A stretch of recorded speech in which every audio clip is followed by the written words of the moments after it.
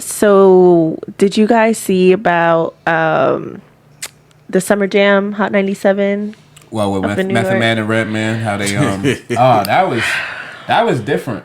How do you feel? Okay, Summer Jam in general, right? Because I didn't see it. We're gonna bring it to up. We got you. Summer Jam in general. How do you explain what it is? Because like it's not a festival. It's easy to explain to me. It's just to me at least. It is like a festival. It's like a New York festival. It's more like it's a concert series. It's a set of concerts. Same thing though. Like it's like a Up North Rolling Loud. It's like Are they all performing on the same stage though, or they have multiple? There's stages? only one stage. That's probably the main difference. But other than that, it's like a Up North. Like I said, Up North Rolling Loud. You got a lot of acts that are from the tri-state area, but they bring people from all over. It's just mainly if you lit in New York, you good. Nah, for real. Now, the reason why I brought that part up before we even get into the story is because context is a motherfucker, right? Rolling Loud or Coachella or all these other places, usually when you look at the long list of people that are performing, you know that, okay, there's multiple stages, meaning that some of these people are going to be performing at the same time. So you're going to have to make decisions on, okay, am I going to this stage where I can see this person? Or am I going on the other side of this stage where I can see this person? With Summer Jam, the list is just, it's a concert series and it's one stage. So they're just going through from act after act after act, going down the list. Now, what makes it weird for me is, why is it that the poster looks the way that it does? Go ahead and bring up the poster, Monet. So it's a lineup showing you who's performing, and in big letters, the first couple of names, you got Doja Cat, Offset, Sexy Red, and then you got Method Man and Redman, Sleepy Hollow, Davido, 41, small in brackets, Kyle Rich, Jen Carter, Tata, and then T Grizzly. And this specific one was supposed to be celebrating hip hop. Celebrating the 30th anniversary or 30 years of Summer Jam or something like that. With I'm older than Summer Jam? I won't do it. Yeah, you are. With your older. But that bill was set up for failure as far as for like Method Man and Redman, in my opinion. Not just them, though. Like that's such a jumbled list. If I was DeVito, I would feel away. DeVito probably shouldn't have been on that bill. And like I said, Method Man and Redman, I could see why they wouldn't want to come back, because why would you plug them in with that group? Exactly. You know what I mean? Like, there's a few people in that list where I would feel, if I were them, I'd be like, what are y'all doing? Like, Sexy Red and Doja Cat makes sense, actually. Yeah. Somehow, even though they're different. It makes sense. The rest of that list is just weird. And a lot of the young artists... I can see T Grizzly and Sleepy Hollow on that bill. Like I said, it's mainly Method Man and Redman, obviously, which we're going to get to, and DeVito. Other than that, I don't even know the other groups. So I can't really speak on the other group of whoever that was on the list. A lot of the younger acts, I feel like they're placed in a position where I feel like if this is the order that they're going in, I don't think that that's a good position for them to win. And here's why. Kind of sandwiching them back to back to back to back in that long middle like that feels like a never-ending intermission. And that's not fair to the younger acts. Like, if you're going to do something like that, you want to stagger it out. So let's say if I do Doja Cat, I'm not going to do Sexy Red right afterward. I'm not going to put her as the next artist. I would have, like, if it's Doja Cat going into Sexy Red, I'm going to throw whatever female new act in the middle. I'm going to keep putting new acts in between the bigger acts. Like what they do with... wasn't Sexy Red the co-main event, just from reading it? Backwards. Yeah, that's backwards. Yeah. But yeah. Doja's on the top of the bill with Sexy Red, so she's like the co-main event. They're going to be last. They're going to be last to go. Right. But what I'm saying is, even that part... Going down the list, you notice all the young artists like in that parentheses in the middle. That's where they're going to be at the bottom of the card. Yeah. Correct, but putting them next to each other is going to be rough on them, and also that's going to wear out the attention span of the audience. Because even when we go to concerts, right? You notice when we go to like regular concerts, they're not going to put an unknown person and then another unknown person right after. Usually, when they have openers, they're going to like try to kind of balance out the openers, where let's say if the one opener is more popping than the other, they're going to try to put it in a way where they don't make it too heavy. Yeah, I see what you're saying. The only reason I only contest that is because going to concerts, you see it all the time where it's opening acts where the majority of the crowd don't know them before the rapper gets on, especially if they local, but they got a little I agree buzz, with you. or That's they, a big or they, thing. or they pay that. Now or that they I pay agree. pay that money to get on. But stage you ain't never first. seen them in the middle, No, not at all. They and that's my problem. But they sometimes, you know how it goes. Sometimes But you they don't do know if first, this second, is- third, fourth. But you don't know if this is the actual lineup. Well, from the Twitter comments, it looked like they said Yeah. the lineup was that, just inverse. So like the people at the top were the last, Last like to those go. are the last to go. The bigger going backwards. performances. Yeah, So which makes sense, T Grizzly Offset. first. Yeah. T Which Grizzly. T Grizzly as an opener is weird T to me Grizzly too. is an opener. Yeah. Like, it sounded like they just grabbed who they could from like. That's what I was gonna say. I like- felt like they were trying to look for people, and this is all they could get. Remember, we aging ourselves out, but remember when you put your hand in the bag full of paper Yeah. and you pull out Yeah. the You pull paper? out names? Yeah, Yeah. it's like it seemed like they did that. Somebody from a hat. posted on Twitter, they were talking about, look at the decline in star power on the Summer Jam lineup. So they posted previous ones in the past. 94, you got Queen Latifah, SWV, Arrested Development, Domino, A Tribe Called Quest, Black Moon, Gangstar, Wu-Tang Clan. And 94, Oh. just giving context, That's she's not literally reading all the Billboard hottest artists right Oh, now. 2001, you got Ludacris, Eve, Ja Rule, Outkast, Destiny Child, Nelly, R. Kelly, Jay-Z. So Fire. Maybe Yeah. they also like they put it out with all those bigger artists bigger so that the other people that they did reach out to would be like, hey, look who we Look got. who else is here. Maybe you should show up. Yeah, Yeah. maybe you should respond to my email. I was saying, I feel like because the ones that are going to those type of, like you're saying, it's kind of like a Rolling Loud type of thing, even though it's a concert, the majority of the people that are going there are the younger ones, the high school kids, the, 20-something-year-olds and stuff like that, Yeah. hop around to these concerts and stuff, and they want to see Sexy Red. A lot of them probably don't even care to see Method Man or Oh, most all- of them probably didn't. You know what I'm as far as saying? the No, younger yeah. crowd. But what I was gonna ask Reggie, because you from up over there, isn't that? Don't they mainly have like for Summer Jam typically? Wouldn't maybe our age group and the older heads come out for Summer Jam? That's what I was explaining to because Monet. I that's said like Summer a Jam hit. is normally an older event. It's usually catered older. Even back in the day, it was always older people went to Summer Jam. It wasn't like a vibe. Yeah. Type of thing. Well, based off of what Method Man said about it, he said, not our crowd at all. Thanks again, New York and the whole tri-state that showed up to the event. Plus Pete and Ebro, I got love for you guys, but never again. At this point, the generation gap is just too wide for me. # never coming back. Yeah. Yeah. So that lets me know that, Because in the past, it's a lot of younger people now. yeah, but I think it's more so also not just the crowd, it's the acts that bring the crowd. And I think what we were talking about was I compared this to like imagine the Tom Joyner cruise or like certain places where it's supposed to be more Yeah. catered to like a mid-range of people. So like a typical Summer Jam this year, I would say you would get like it would say J. Cole or Kendrick or one of them or whatever. It would say like, but it would also they have kinda like keep it New York bias Uzi, though, low key. They keep it New which York. I mean Cole counts. Cole counts. Cole- He's one. Of, he be riding up out Yeah. there. Well, I guess Kendrick even count when you. All right, I got you. Kendrick live in Brooklyn. That's what I'm Like, saying. Yeah. Okay.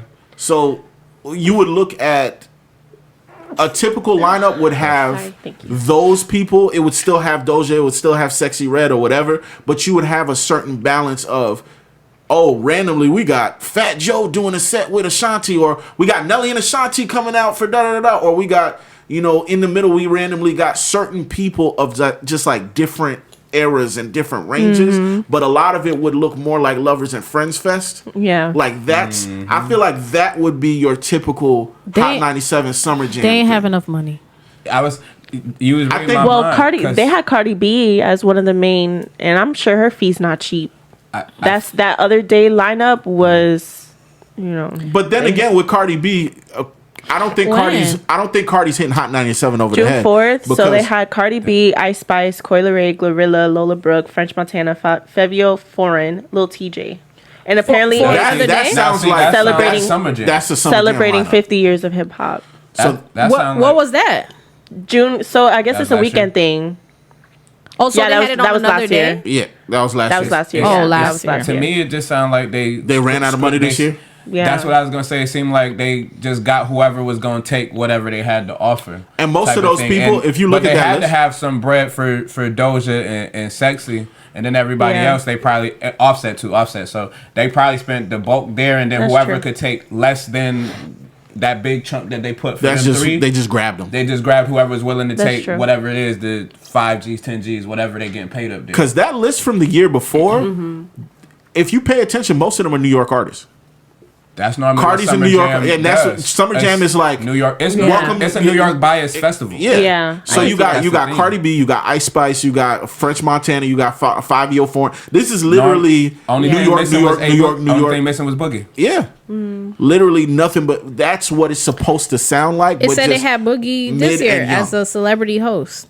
Oh, word Amazon. That's fire. Okay, okay hosting. that's about right. Hosting. Well, what you call it? I'm gonna assume that was probably the first one because I see another flyer here that has it has Doja Cat and Friends. Fabio Foreign is here. Honey Baby. I don't know what that is. I don't know I've who a heard lot of of these Honey people. Baby. I'm I've heard old. of Honey Baby. Lola Brooke Lola was Brooke on Lola here. Brooke. She's from Brooklyn.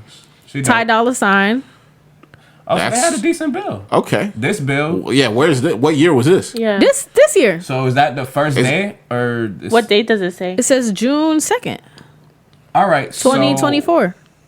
So both of Maybe y'all if lists it- look some- different. So Yeah, are we you know, possibly sometimes they reading add from a those fake- artists. Yeah, I was gonna say after the that fact. when they drop that initial one, they be like, anybody want to come? And then people are like, you know what? Yeah. Doja Cat's friends want to come. No funny business. Do we know what's the accurate official? Like, What ended up happening that day? No, I Yeah, don't. no. But it's all I good. just see the didn't video. wanna be I've too seen. misinformed. Yeah, I mean, we're just saying? we're more so just talking about the Yeah. bill, and, I and got you. I'll say this: I'm not mad at Method Man. Method Man's doing what's best for his career and his branding, and especially Him and Redman. He Him not and gonna let Redman- his mans look crazy out there. I respect how they giving it up. We not about to be out here looking crazy when we legends. We put on. and I was gonna say they're not just normal older rappers. These are international, like hip hop They are darlings. They are Jedis. These man. are they're this. So I could understand them feeling a way where they're like me performing at, especially 30 years into rapping, me performing in front of a crowd that doesn't care to see me doesn't feel good. I'm not doing this. Yeah. They are legacy acts, so they deserve a certain level of respect. And if they saw the reception they got, that's good that they're able to read that room and be like, nah, we're not doing this. Now, question. All right, so let's do a little bit of math, right? Roughly, when was Method Man like prime in his career? We would say what year? 90. If we had to throw one year, throw a dart. 2000. 99, 2000. Okay. Man. So 99, 2000. When you were 13, 14 years old, do you remember what you were listening to roughly like middle school? Do you remember who you were listening to back then? I definitely do. Okay. How far back did your music taste go? Not I'll let too y'all far. Honestly, not too far.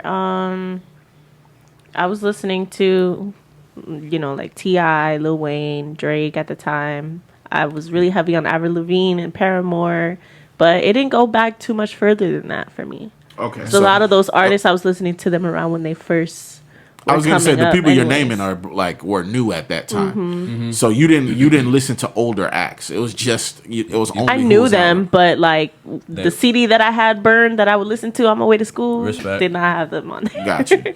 And what about you? Did you listen to like older acts when you were in middle school? Were you listening to who was out right then and there, or did you also listen to like older stuff? Whoever was out at the time. I basically was listening to anybody who was on the radio. And then I would buy their CDs and I would listen to that music on the CD.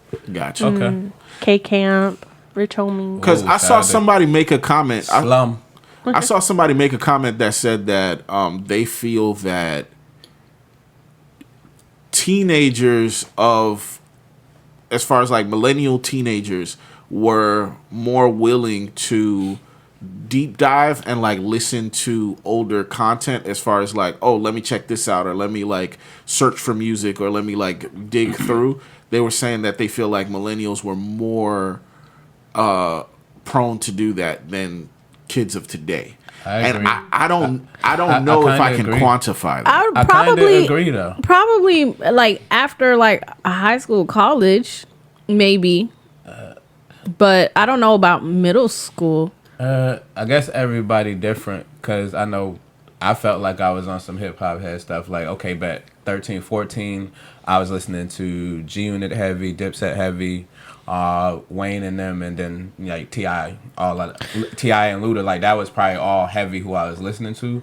But I still was on Biggie and Nas and Jay-Z and them. Like, I'm also and on the the Locks. Like, I was listening to the Locks like crazy. I'm also an anomaly. I was not allowed to go anywhere. I didn't have any older cousins, any older friends. I was not allowed to leave the house. I haven't watched a lot of movies. I only listen to Damn. what's on the radio. Like, I was on lock. Respect. So, yeah, that is a little different. And, Yeah. and then that makes the point I was gonna say of if you wasn't around that cousin or uncle, I was around certain people, so I had to like know Nas, Big, and like people that was like even further back because I had to take that Yeah, ride. the all Haitian music, I got that. I had to take that ride, or even what my mom was knocking. I feel like also there's a demographic difference because I noticed the difference in my friend groups when I moved down to Florida versus who I was friends with when I was up top.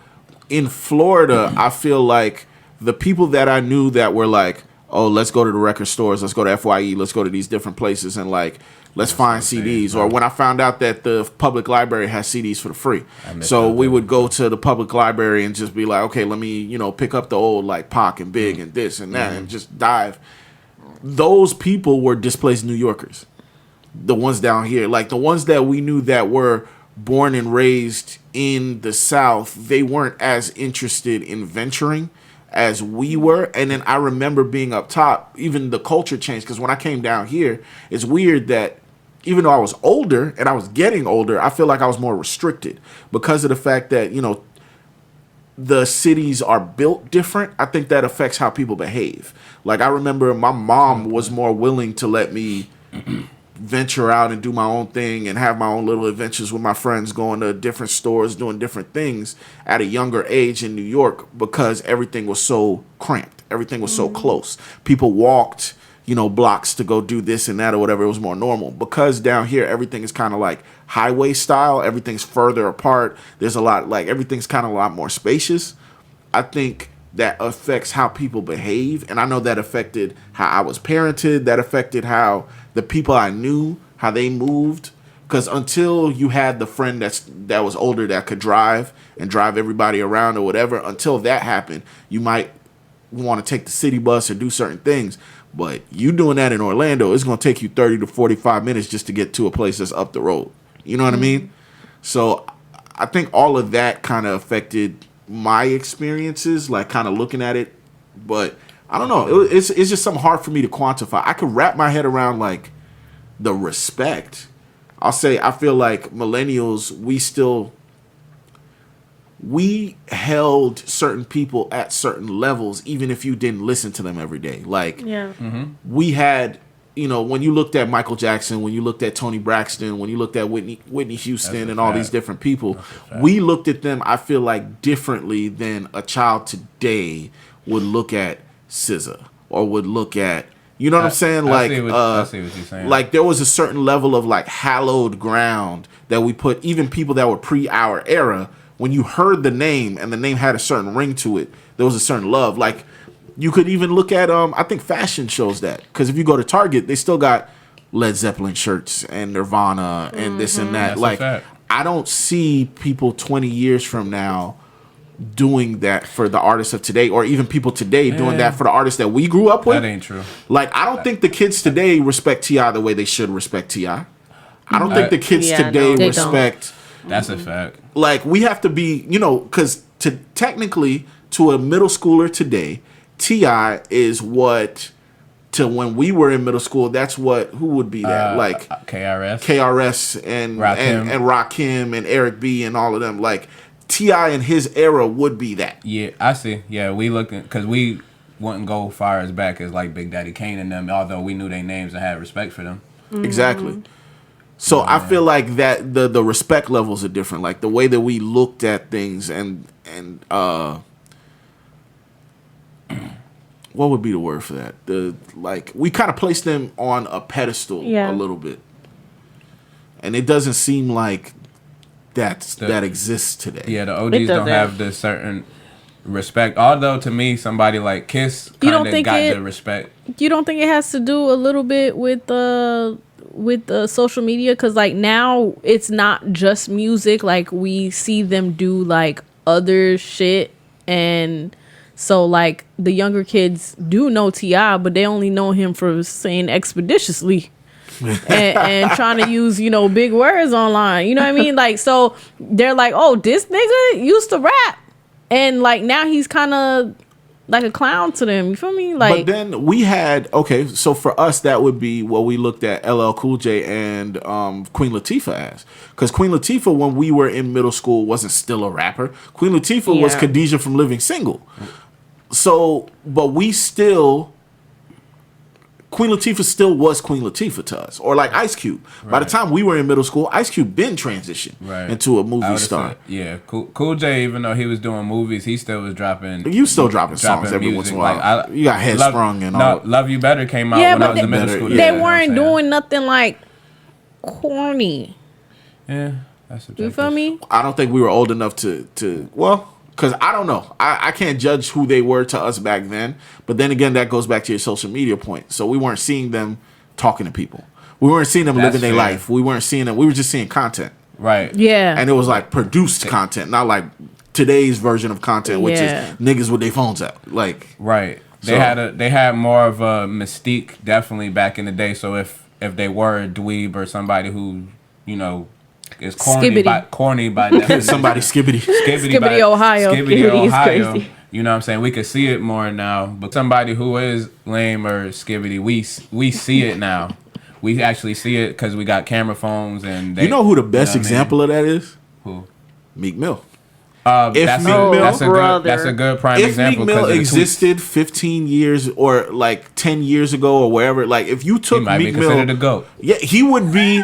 Imagine not knowing anything about Meek Mill's like opinions, not seeing any of the tweets or whatever, and you just got Dreams and Nightmares. You got all the MMG music. You got all the features. You got all the the bike life, all of that. Like he would have had a completely different view from the public. Like he would have That's been true. a different person altogether. And it's funny because you could even see it in.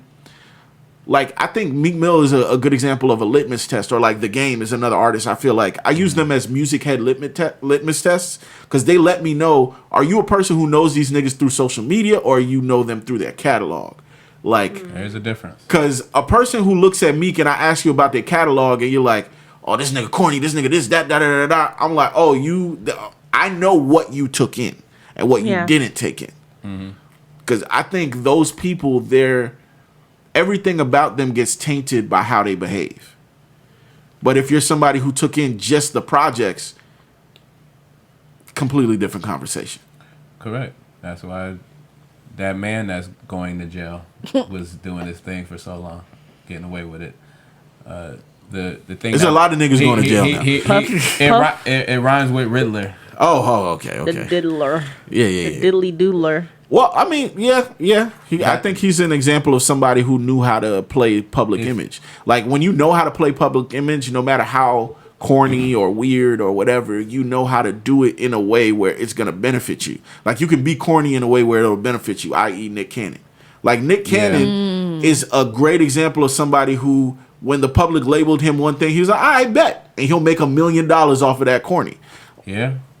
Terrence J is another example. Like certain people know how to work the angle of whatever it is that they get labeled. Some people don't.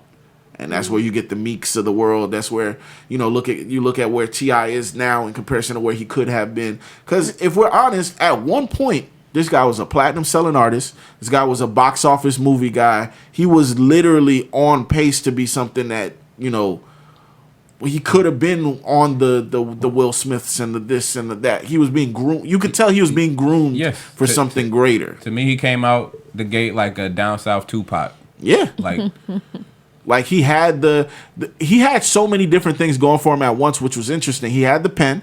He was somebody who he wrote for Bow Wow. He wrote for other people for years and years before he got big. his video stayed in rotation. And he had the street credibility where people who weren't involved in hip hop at all, they spoke about him with a certain level of respect. Where he had that on his side. It felt like he had the perfect Cinderella story making. You got ATL, which to a lot of people, that's their favorite movie. That is My favorite cult. movie. See what I'm saying? I love that is that. a cult classic. I love that movie. They had us go to Cascade to see what that was really like. Speaking for myself, Yeah. like for real. So you look at somebody who had, imagine like hitting all of those points in your career. You look at, he was able to go to jail, come right back out, and go platinum both. And his Go story platinum was before crazy, you too. get locked up, and platinum when you come back out. Like that whole story. That Paper Trail album is legendary when you think about how it was from a bounce back. Yeah. You know what I mean? And at one point, I feel like the industry poised him to be the guy. Like one of the songs that people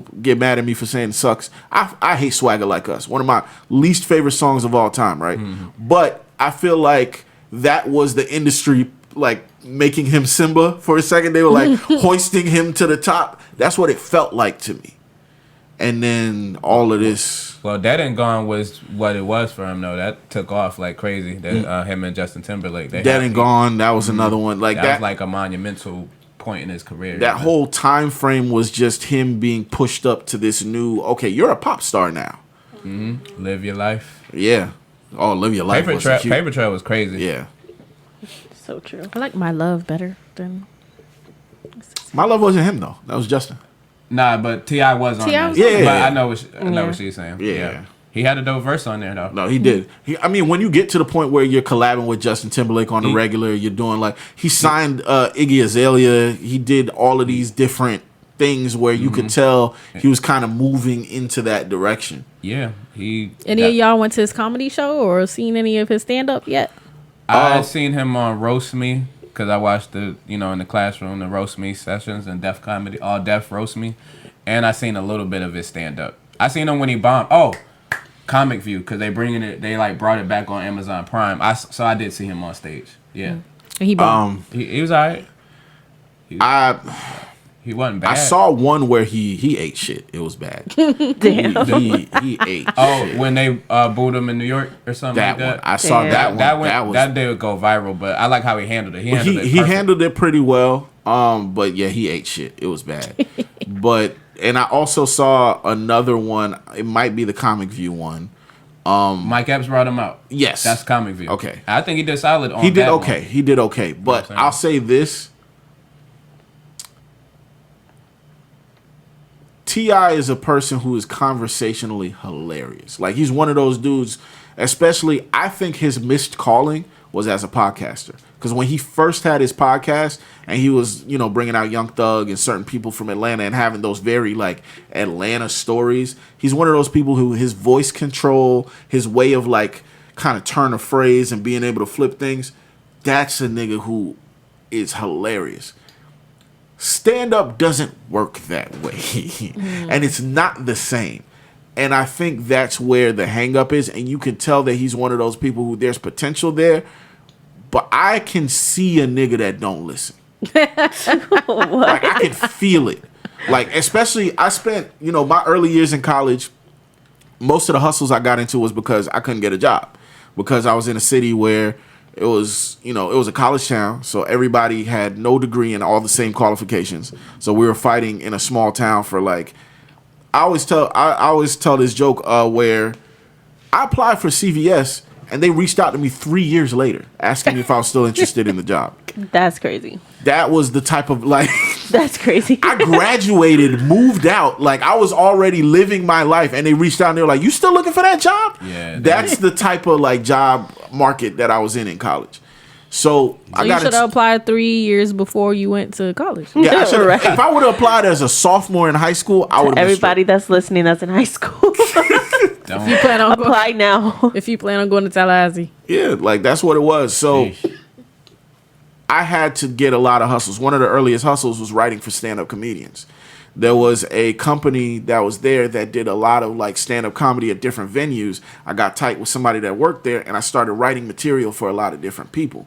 One thing that I learned very early was the same way that I can listen to a podcast and tell somebody, "Oh yeah, those two hosts don't like each other." And I'll tell you, oh yeah, this conversation, they're saying this, but they really mean this, and da da da da. I can break down all those things. I can break that down on stage too. You can tell when a comedian has great material, but they're going against the grain. Like, and there's this thing that T.I. does where a lot of the ways that he delivers a lot of his jokes, you can tell is very well written. And you could tell that it could be placed in a certain way, but either because of speed, because of the way he's choosing to like enunciate certain things, or a lot of it is ego. The what I read from T.I. is there's a certain ego in the way that his crowd interaction is, where you can tell he's not willing to. It's like a ballroom dancer that's not willing to follow. Gotcha. Well, in comedy, just trying to like learn something for maybe somebody trying to be a comedian, and their approach is like sarcasm and wittiness. When you say your things that you're gonna say, you really don't care. You're gonna find it probably funny to you. You're not even gonna care if that's not your job. So I was just wondering how you could coach somebody through that. You have to know why you're on stage first. And I think that's the difference between certain comedians. Like, you'll see that Chappelle is one of those people who, no matter what, he tells a story in a way where you can tell he's trying to take you somewhere. He's grabbing you by the hand and he is walking you through a story. Certain comedians, like you could say Hannibal Buress, you could say certain people, they bomb a lot. There are certain people that bomb a lot in their career. And those are the people who have that attitude of, I'm just here to say what I want to say. If you guys laugh, that's cool. If you don't, fuck you. That's not something that doesn't exist in comedy. It's just you need to understand that that's not progressive. And that's not going to help you. Really that, because there's only some people that get to pull that off. Well, even when you do pull that off, it's A, rare, and B, it's kind of like somebody who plays basketball but refuses to learn how to shoot. They just throw it up, they fling it up there. Yeah. You're gonna miss most. And if you have this mentality of I don't have to fix my shot, you're gonna look like what T.I. looks like on stage. I would hope that he would do whatever Marlon did. I think Marlon is a very good like example of how you can learn. You can learn and do better, because his first one was trash. And his first, you know what's funny? His first one was after that. His first one was after years and years of experience. So that shows you like sometimes you need to change. It took him bombing and being told, "Hey, you need to fix this," in order for him to get to where he is today. And I think that's where a lot of creatives get stuck in the ego thing jumps out of you, because you know when you're a creative, we all have made things before. There's a certain level of pride. It's like having a kid. Like nobody want to believe that their kid is ugly. Nobody wants to believe that fucking baby is ugly. Facts. And so what ends up happening is when somebody comes and tells you that, what do you do now? Nobody's gonna tell anybody, "Hey, your baby." They ain't that. He just ain't babying the way he should. That baby ain't babying the way he should. Heart. Oh, that bless his heart. Either hurts. bless his heart or that baby looks just like you. Yikes. With a look. That's when you just hit him with a congrats. Nah, it's Congrats. who that baby.